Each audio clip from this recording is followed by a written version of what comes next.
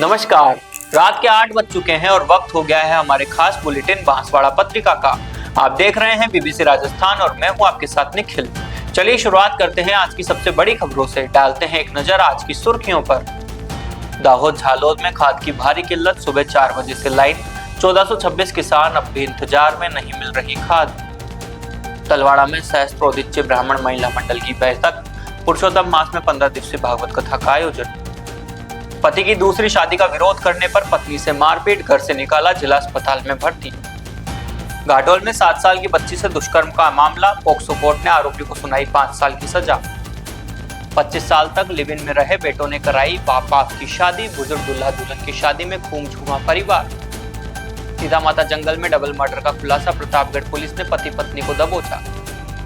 PHC Sarsawa के बलैया में जन कल्याण शिविर, राज्य मंत्री ने किया पोर्टेबल एक्सरे यूनिट का निरीक्षण। दाहोद जिला कांग्रेस ने कलेक्टर को सौंपा ज्ञापन, महंगाई बेरोजगारी से लेकर पानी बियारण तक के मुद्दे उठाए। लिमखेड़ा के पहाड़ गांव में किसानों को मुफ्त बीज वितरण, कृषि वैज्ञानिकों ने दी आधुनिक खेती की जानकारी। 8 से 30 जून तक चलेगी leprosy case detection campaign. Dahod जिले में 2267 टीमें करेगी घर घर सर्वे। अर्थुना थानाधिकारी पर 3rd डिग्री टॉर्चर का आरोप, युवक ने एसपी से लगाई न्याय की गुहार।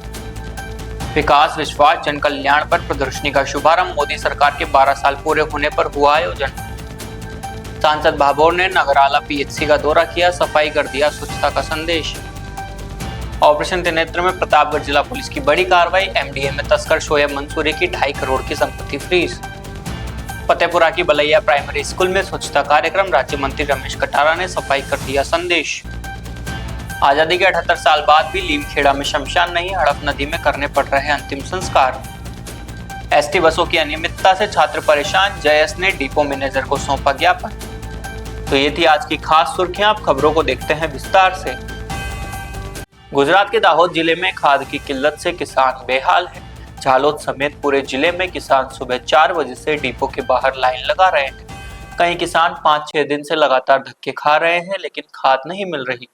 झालोद एपीएमसी स्थित सरदार खाद डिपो के बाहर रोज लंबी कतारें लग रही है।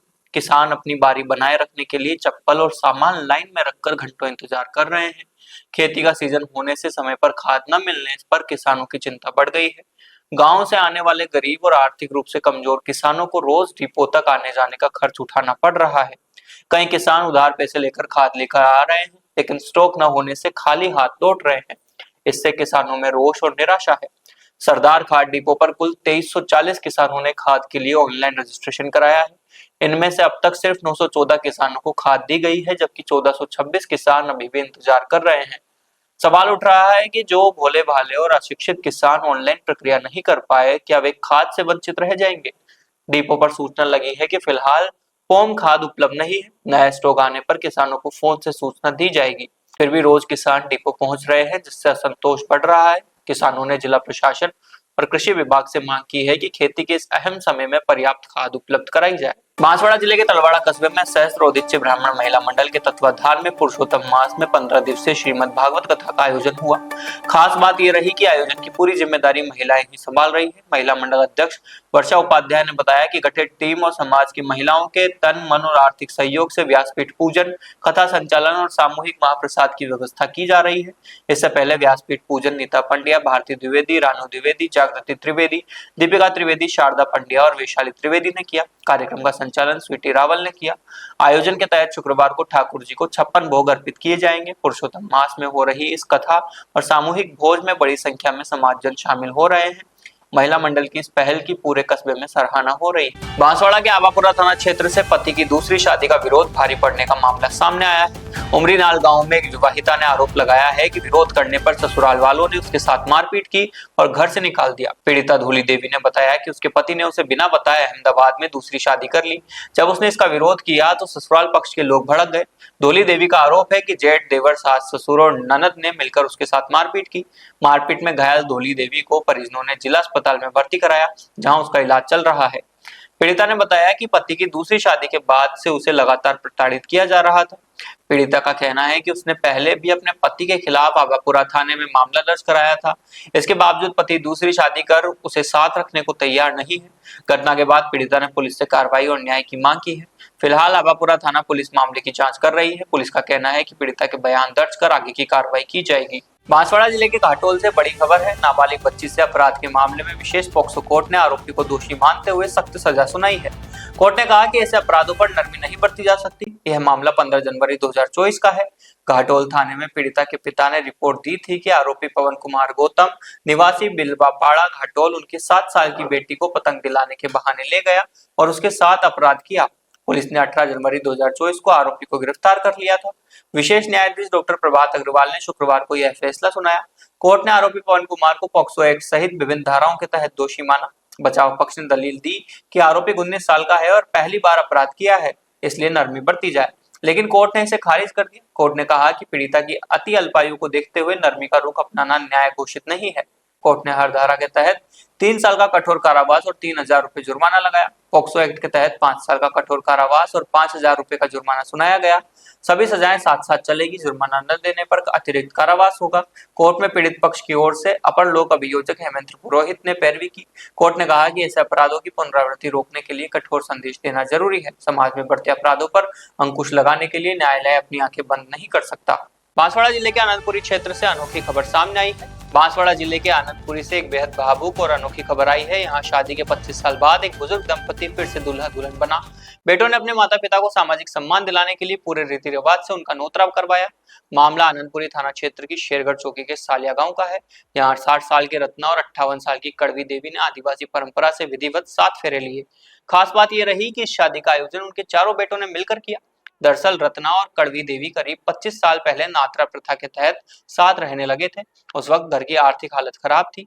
सामाजिक रीति रिवाजों से शादी करने के पैसे नहीं थे, लेकिन बेटों ने ठान लिया था कि माता पिता को उनका हक दिलाना है। अब परिवार की आर्थिक स्थिति सुधरी तो बेटों ने माता पिता को सामाजिक सम्मान दिलाने का संकल्प पूरा किया। हल्दी की रस्म हुई, मंगल गीत गाए गए, ढोल कुंडी की थाप पर पूरे गांव के सामने बुजुर्ग दंपति ने फेरे लिए। समारोह में बड़ी संख्या में ग्रामीण और समाजजन शामिल हुए। हर किसी की आंखें खुशी से नम थी। इस अनोखी शादी का वीडियो अब सोशल मीडिया पर तेजी से वायरल है। लोग बेटों के इस कदम की खूब सराहना कर रहे हैं। प्रतापगढ़ के सीतामाता अभ्यारण्य से लगे इलाके में हुए ब्लाइंड डबल मर्डर का पुलिस ने खुलासा कर दिया है। मां बेटी की हत्या के आरोप में पुलिस ने एक दंपति को गिरफ्तार किया है। हत्याकांड की वजह लूट बताई जा रही है।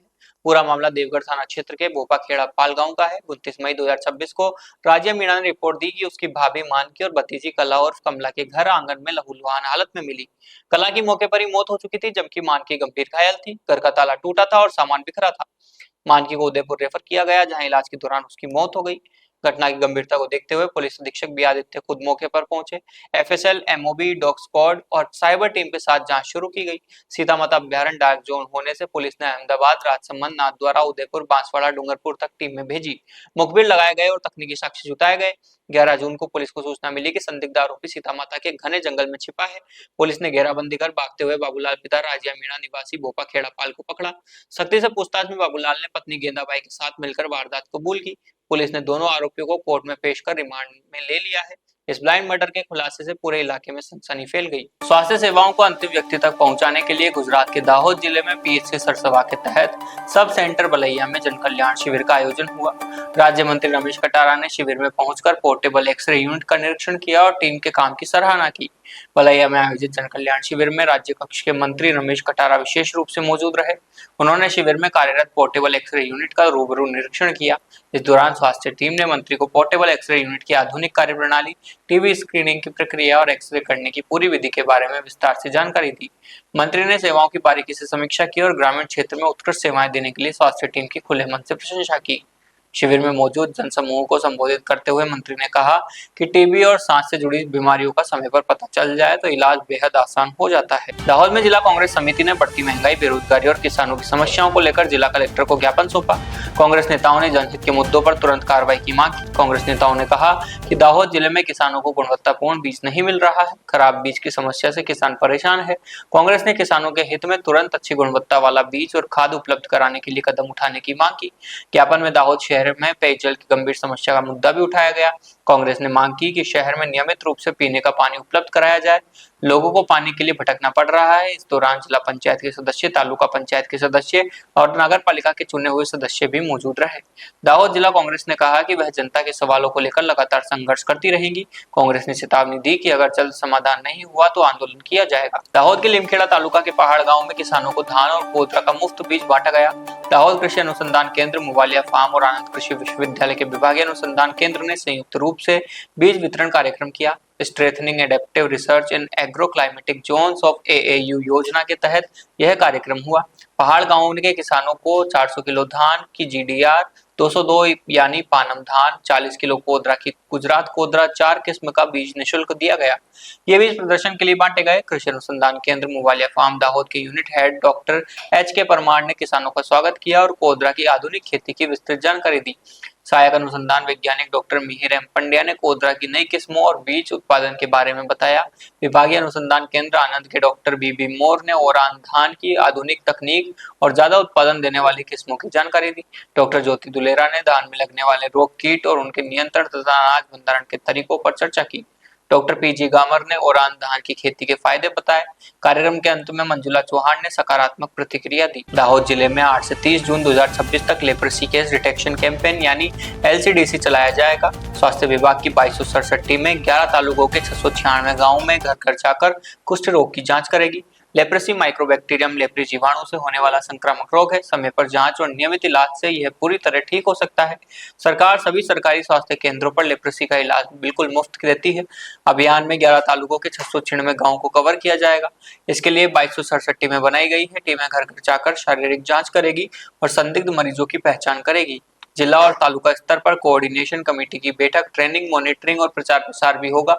सभी संदिग्ध मामलों की जांच प्राथमिक स्वास्थ्य केंद्र के डॉक्टर करेंगे। पुष्टि होने पर तुरंत इलाज शुरू किया जाएगा।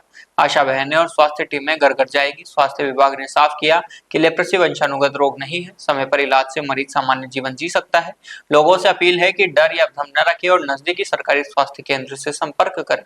बांसवाड़ा के अर्थुना थाना प्रभारी पर एक युवक ने 3rd डिग्री टॉर्चर का गंभीर आरोप लगाया है। पीड़ित ने पुलिस अधीक्षक को शिकायत देकर कार्रवाई की मांग की है। मामला अर्थुना थाने का है। शिकायतकर्ता जितेंद्र सेवक निवासी अर्थुना ने SP को सौंपे ज्ञापन में बताया कि दौसा पुलिस के साथ आए पुलिसकर्मी उसे डूंगरपुर स्थित जैन मंदिर से बिना वजह उठाकर अर्थुना थाने ले गए। आरोप है कि थाने में थानाधिकारी विनोद मीणा ने उसके साथ बेरहमी से मारपीट की। शिकायत के अनुसार पुलिस जितेंद्र के भाई जिगर की तलाश कर रही थी। जिगर पर एक युवती को भगाकर ले जाने का संदेह है। जितेंद्र का कहना है कि उसे भाई के बारे में कोई जानकारी नहीं थी। फिर भी थाने में कपड़े उतरवाकर पट्टे और डंडे से पीटा गया। गाली गलौज भी की गई। पुलिस ने उसका मोबाइल और चांदी का कड़ा भी रख लिया। पीड़ित ने SP के साथ साथ IG, DGP और मानवाधिकार आयोग के मामले की निष्पक्ष जांच कर दोषियों पर कार्रवाई की मांग की है। इस पूरे मामले में पुलिस की ओर से अभी तक कोई आधिकारिक प्रतिक्रिया सामने नहीं आई है। थानाधिकारी विनोद मीणा से संपर्क का प्रयास किया गया लेकिन बयान नहीं मिला। ओके, मैं अर्थुना से हूँ। मेरे भाई के बारे में ये कुछ चर्चाएं हुई हैं। अभी मेरा भाई घूमने के लिए निकला था, घूमने के लिए जा रहा हूँ करके निकला है घर से, और हमको मालूम नहीं था।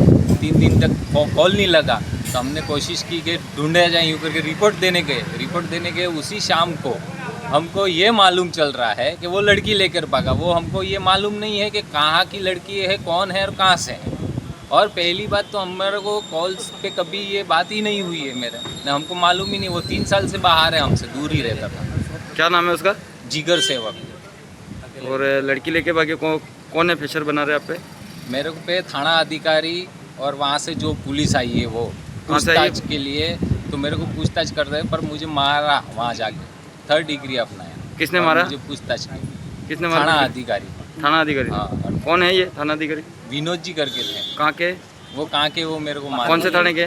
अर्थुना थाने के। अर्थुना थाने के। हाँ। मारपीट करी आपके साथ? हाँ। क्या नाम बताया आपका? है? आपका नाम क्या है? जितेंद्र सेवक।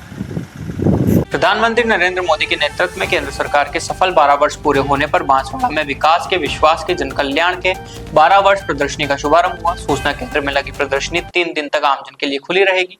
प्रदर्शनी में केंद्र और राज्य सरकार की जन कल्याणकारी योजनाओं, विकास कार्यों और नागरिक हित से जुड़े कार्यक्रमों की विस्तृत जानकारी एक ही छत के नीचे दी गई। इसका उद्देश्य आमजन को योजनाओं से जोड़ना और उनका प्रभावी प्रचार प्रसार करना है। प्रदर्शनी का उद्घाटन भाजपा जिला अध्यक्ष पुंजीलाल गायरी और जिला कलेक्टर डॉक्टर इंद्रजीत यादव ने किया।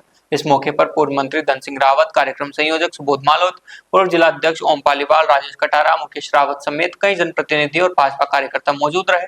प्रदर्शनी में बीते 12 साल में हुए विकास, सुशासन और जन सेवा के कामों को पोस्टर, मॉडल और डिजिटल माध्यम से दिखाया गया। आयुष्मान भारत, पीएम आवास, उज्ज्वला, जल जीवन मिशन जैसी योजनाओं की उपलब्धियां प्रमुखता से दर्शाई गई। आयोजकों ने बताया कि प्रदर्शनी आमजन के लिए विकास के 12 साल की उपलब्धियों को करीब से जानने का उत्कृष्ट अवसर है। 3 दिन तक लोग यहां आकर योजनाओं की जानकारी ले सकेंगे। दाहोद सांसद जसवंत सिंह भाभोर ने दाहोद के प्राथमिक स्वास्थ्य केंद्र नगराला का दौरा किया। इस दौरान उन्होंने परिसर में सफाई कर स्वच्छता का संदेश दिया और स्वास्थ्य सेवाओं की समीक्षा की। उन्होंने स्वच्छता अभियान में भाग लिया और खुद झाड़ू लगाकर जन जागृति का संदेश दिया। उन्होंने कहा कि स्वस्थ समाज के लिए साफ सफाई जरूरी है। सांसद ने केंद्र में उपलब्ध विभिन्न स्वास्थ्य सेवाओं की समीक्षा की। मातृ एवं शिशु स्वास्थ्य सेवाएं, नियमित टीकाकरण, राष्ट्रीय स्वास्थ्य कार्यक्रम, मरीजों को दी जा रही चिकित्सा और अन्य सुविधाओं की विस्तृत जानकारी ली गई।